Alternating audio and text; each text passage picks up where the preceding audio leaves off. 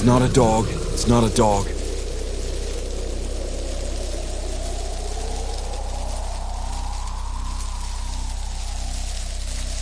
We have a lead. Code Black.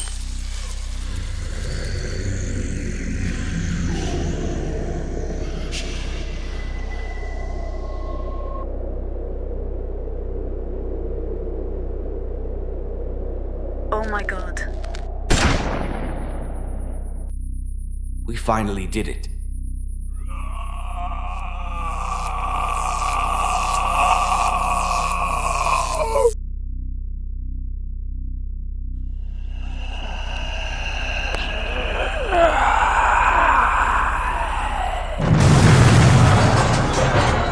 This is getting out of control.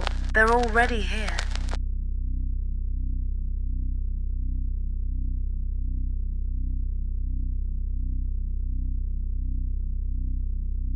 The headlights cut through the thick darkness of the forest road, illuminating the gravel path ahead. Officer Davis adjusted his grip on the wheel, his brows furrowed in mild frustration. The call they had received was standard. A local had reported a wild dog wandering near Wentworth Cave, likely a stray or a lost pet. Normally, this would be an easy job, but as the truck rattled down the uneven road, an unsettling feeling began to settle in his gut. Lisa, his intern, sat in the passenger seat, clutching a notepad and glancing between him and the GPS. "We're close," she said. "Should be just a couple more miles." Davis nodded but remained silent. He had worked these roads for years, knew every bend, every clearing, every old hunting trail. But something felt wrong tonight. The air had that eerie, weighty stillness, the kind that made the back of his neck prickle. Then the road curved and a red stop sign loomed in the distance, placed in the middle of the path. Davis squinted. "The hell is that?" As they rolled closer, the glare of their headlights revealed a Humvee parked across the road. A handful of soldiers in National Guard uniforms stood beside it, their rifles slung over their shoulders. One of them, a broad-shouldered man in a gas mask, raised a gloved hand, signaling them to stop. Davis braked, exhaling sharply. "This isn't normal." Lisa leaned forward. "Why would the military be blocking a random forest road?" Davis didn't have an answer. The Wentworth family owned this land. He had driven these paths for years and had never seen any military presence, let alone a full-on blockade. A sinking feeling stirred in his stomach. Rolling down his window, he forced a neutral expression as the gas-masked soldier approached. "Evening, officer," the man said. His voice was muffled but firm. "This area is off-limits. Turn around." Davis frowned. "This is private property. I got a call about a wild dog sighting near the cave. Doesn't matter. Turn around." Something about the soldier's tone set Davis on edge. There was no explanation, no protocol, just a firm, unwavering command. He glanced at Lisa, whose hands gripped her notepad a little tighter. "Look," Davis said, keeping his voice calm but firm. "We're animal control. That cave is public access, and unless there's some emergency you're not telling me about, we need to..." The soldier stepped closer. "Turn. Around." Davis clenched his jaw, staring at the man's mask. There was no visible emotion, no indication of why they were blocking the road. No National Guard outpost existed here. This was wrong. He considered pushing the issue further, but something about the way the other soldiers stood, silent, motionless, weapons ready, made his skin crawl. Finally, he gave a small nod. All right, we'll find another way. Without another word, he rolled up the window and reversed the truck, maneuvering back down the path. The soldiers didn't move, didn't watch them leave. They simply stood there. Lisa exhaled once they were far enough away. That was weird. Yeah, Davis muttered, gripping the wheel tighter. You think they're hiding something? I think we're about to find out. Instead of heading back toward the highway, he turned onto an older, rougher trail, a back route that led to Wentworth Cave. If something was going on in these woods, he wanted to know what. Davis pulled the truck into the clearing, cutting the engine as the beams of the headlights washed over the cave's entrance. The Wentworth Cave, normally open to tourists, stood eerily silent, its entrance chained off with a rusted "No Entry" sign dangling from the metal links. The surrounding forest pressed in around them, shadows thick and heavy, making the cave's gaping mouth feel even darker. Lisa hesitated as she stepped out of the truck. I don't remember this place being closed. Davis didn't respond immediately. He was already moving toward the entrance, his boots crunching on loose gravel. He knew this area well, had brought his kids here years ago for a weekend hike. But now there was something different. The air was stale, unnaturally heavy, carrying an odd metallic scent. We're still looking for a wild dog, right? Lisa asked, her voice quieter than before. Davis unclipped his flashlight and flicked it on. That's what we came here for. But even he wasn't sure if he believed that anymore. As he stepped over the chain barrier, Lisa hovered near the truck. Shouldn't we, I don't know, call someone? This doesn't feel right. Stay here, Davis said, adjusting his belt. I'll check inside. Lisa swallowed. What if something happens? Davis hesitated before offering a half-hearted smile. Then you drive the hell out of here and don't look back. She didn't laugh. Davis turned and entered the cave. The temperature dropped immediately. His breath came out in faint wisps as he shined the flashlight across the damp stone walls. The beam wavered over ancient rock formations, casting jagged shadows that danced in the dim light. A low dripping sound echoed from somewhere deeper inside. The smell hit him next, coppery, thick, like blood.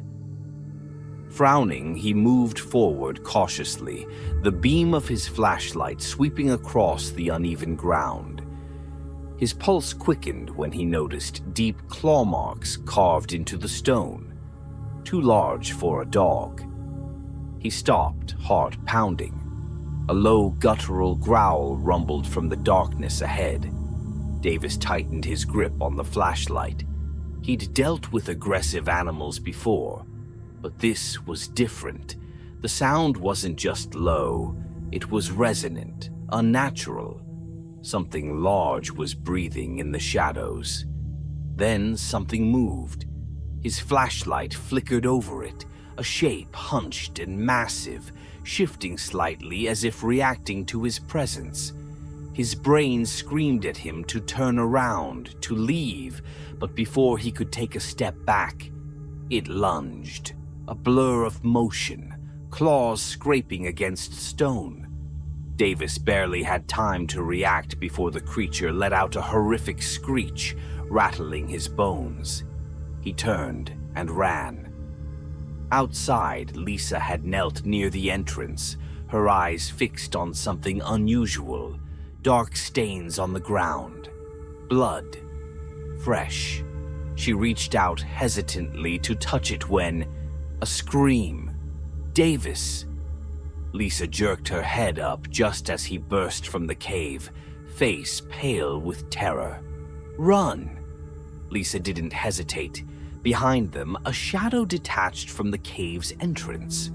A monstrous figure emerged, a twisted, hulking form, barely human, its eyes glowing a sickly blue in the darkness. The sound it made was not a growl. It was a horrifying, unnatural shriek. Lisa barely managed to turn before Davis grabbed her arm, yanking her into motion. They sprinted into the forest, branches whipping past as the thunderous footsteps of something massive pursued them. Davis didn't know where they were running to, only that they had to get away. Emily sighed as she adjusted her grip on the rifle, shifting uncomfortably in the damp forest underbrush. The cold metal felt unfamiliar in her hands, despite growing up in a family of hunters. Hunting had never been her thing, but here she was, crouched next to her brothers and Amir, waiting for a deer that had yet to show itself. "This is pointless," she muttered under her breath. "Patience," Mark said, his voice calm but firm. He had been the first to suggest this trip, believing it would help Emily clear her head after everything that had happened in the city. JJ smirked beside her. "Or maybe you're just bad luck." Emily shot him a glare. "Maybe you're just an asshole." JJ chuckled, but his laughter faded quickly. The four of them sat in silence, the dense trees surrounding them like towering sentinels. The forest was too quiet. Emily shifted, her discomfort growing. She had spent enough time outdoors as a kid to know that something was wrong. There were no distant bird calls, no rustling leaves, no chittering squirrels. The air felt heavy, charged with an invisible tension that made her skin prickle. She lifted her rifle and peered through the scope, scanning the area. A flicker of movement in the distance caught her attention. She tensed. "I think I see something." Mark straightened. "Where?" Emily adjusted the focus, her pulse quickening. At first, she thought it was a deer moving between the trees, but as she zoomed in, her breath caught in her throat. Not a deer. The shape was tall, unnatural. It stood on two legs. For a split second, the creature turned, and Emily saw its face, or what should have been its face. The skin was stretched, twisted, parts of it fused with something metallic. Its eyes glowed a deep, unnatural blue. She froze. "What the hell?" "Emily," Mark whispered. She barely had time to process before the creature moved. 1 second it was standing still, the next it was charging. "Run!" Mark yelled, already pushing her back. Adrenaline flooded Emily's system as she stumbled to her feet. Amir and JJ barely had time to react before the creature crashed through the underbrush, closing the distance fast. Emily turned and sprinted. The sound of branches snapping, heavy footfalls pounding against the earth, and that inhuman shriek filled the air. They weren't the hunters anymore. They were being hunted. The four of them ran blindly through the trees, the cold air burning in Emily's lungs. She risked a glance back. The thing was still coming. "What the hell is that?" Amir shouted. "Don't stop," Mark barked. The ground beneath Emily's feet sloped downward. She stumbled, barely catching herself, before rolling into a shallow ravine. The others followed, dropping behind large fallen logs, trying to catch their breath. For a moment, there was silence. Emily's chest heaved as she clutched the rifle, sweat beading on her forehead despite the cool air. She turned toward the others. "Is it gone?" No one answered. Then from above, a shadow shifted. The creature was still there, watching, waiting, and it wasn't alone. The air inside the makeshift laboratory was thick with the scent of chemicals, metal, and something else, something rotten. The dim overhead lights flickered, barely cutting through the dark, claustrophobic space filled with rusted machinery and half-finished experiments.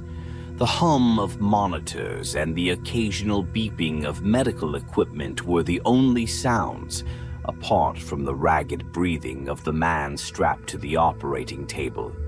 J.J. Dr. Edmondson adjusted his surgical gloves, his sharp eyes studying the readouts on the screen beside him. His work was almost complete. JJ's body twitched violently as another wave of energy pulsed through the electrodes attached to his temples. His fingers spasmed, his chest rising and falling with unnatural force. His veins pulsed with something inhuman, his skin shifting beneath the surface as though something was crawling underneath. He was changing. The transformation was beginning. Edmondson smiled. Perfect. Behind him, Waters stood stiffly, arms crossed, her face unreadable. Her uniform was stained with dirt and dried blood, her side still aching from the earlier attack. She had reported everything to Edmondson: Trixie's disobedience, the intruders, the mess that had unfolded. And he didn't care. She clenched her fists. This has gone too far. Edmondson sighed dramatically, not bothering to look at her. You always say that. This wasn't the plan. Plans change. He moved to the workstation, checking the vials of glowing blue-tinged fluid lined up like trophies. He held one up to the dim light, admiring the way it shimmered. The essence of something ancient. Waters exhaled sharply. Trixie ignored your commands. She turned on you once. She'll do it again. Edmondson turned to her with a smirk. That's why I have a failsafe. Waters narrowed her eyes. The kill switch. She had heard him mention it before, but now, as Edmondson moved to the control panel, she saw it. A small metallic device with a single button. One push, Edmondson murmured almost lovingly, and she ceases to be a problem. A walking bomb. That's all Trixie had ever been to him. Waters took a slow step forward. You're insane, Edmondson chuckled. I prefer visionary. He placed the failsafe on the table and turned back to JJ. This is just the beginning. We needed a second subject to be sure the process works. Once JJ is complete, we won't need Trixie anymore. Waters stiffened. JJ wasn't a subject. He was just a kid who happened to be in the wrong place at the wrong time. Her stomach churned. Then, a crash. The sound of something slamming into the cave's entrance. Both of them turned as the heavy metal doors shuddered, dust trickling down from the ceiling. A second crash. Then another. Trixie. She was coming. Edmondson didn't move, his eyes lighting up in excitement. She's bringing me another one, he whispered. She listens to me after all. The doors buckled. A horrific shriek filled the lab, vibrating through the walls. Waters knew that sound. It wasn't obedience, it was rage.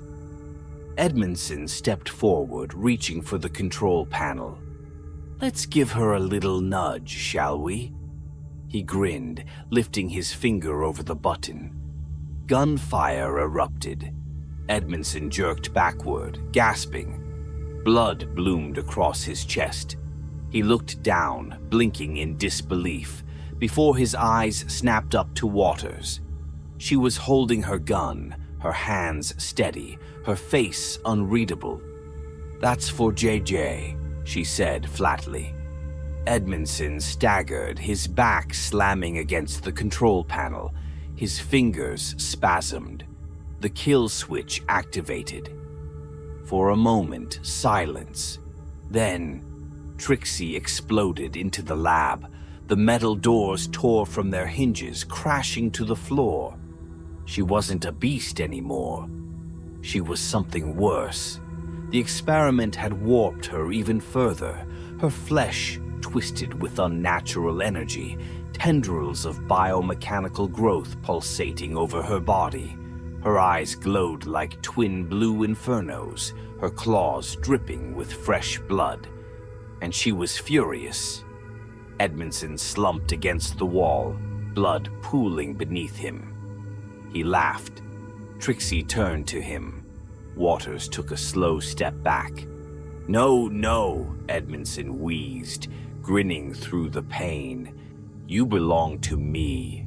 Trixie's jaws unhinged. And then she tore him apart. Waters barely had time to move before the kill switch activated. The explosion ripped through the cave, shaking the entire underground structure. Stone and metal collapsed inward, and the force threw Waters off her feet. She hit the ground hard. For a moment, everything was black. When she woke, there was fire. Sparks rained from the ceiling. The lab was destroyed, the machines flickering, Edmondson's remains scattered across the wreckage, and Trixie was gone. The failsafe had worked, but Waters knew something was wrong. She pushed herself up, coughing as she stumbled toward the wreckage. Jarje was still strapped to the table, unconscious, but his skin was different now. The veins beneath it glowed faintly blue. Waters swallowed hard. She had stopped Edmondson. She had destroyed the lab, but his work had already begun. Outside, the night was still and quiet. Too quiet. In the distance, a low, inhuman growl echoed through the trees. Something was still out there, and it was only the beginning.